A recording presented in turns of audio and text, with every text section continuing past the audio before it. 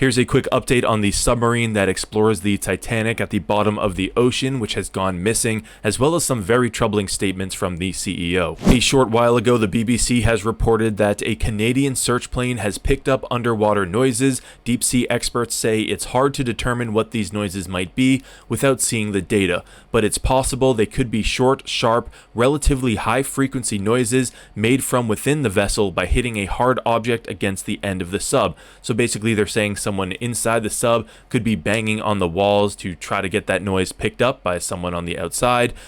Continuing here, the U.S. Coast Guard has sent ROVs, remotely operated vehicles, to search under the surface in that area, and planes are continuing to search from the air in case Titan has returned to the ocean surface but somehow lost communications.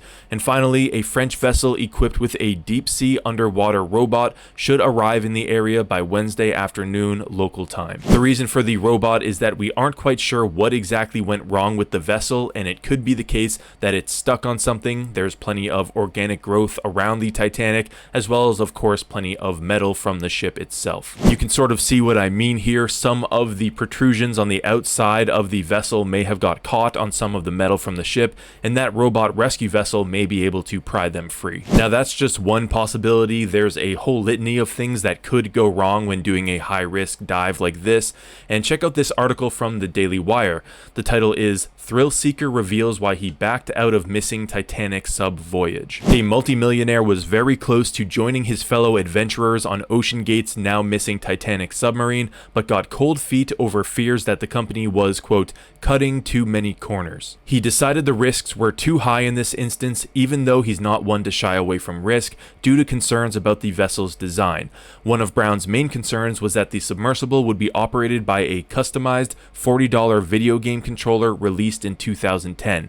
The use of video game controllers is actually relatively common in operating high-tech machinery, with many US military drones being piloted by repurposed Xbox 360 controllers. However, Brown noticed that much of the sub seemed to be haphazardly put together with, quote, old scaffolding poles for the sub's ballast. Beyond that, the CEO has also made some troubling comments about his hiring decisions based on race. There are other sub operators out there, but they typically have gentlemen who are ex-military submariners, and you'll see a whole bunch of 50-year-old white guys.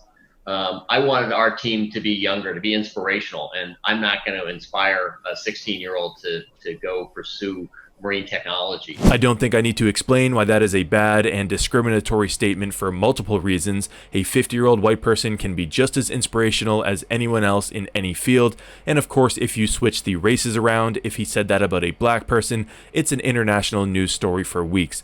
Hire the best person for the job, no matter their age or color.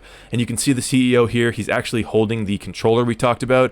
Here's a better look at that controller. Now obviously we hope the rescue mission is successful. Unfortunately, there is a limited amount of oxygen on the vessel, and reports are coming out that there's less than 20 hours left worth of oxygen.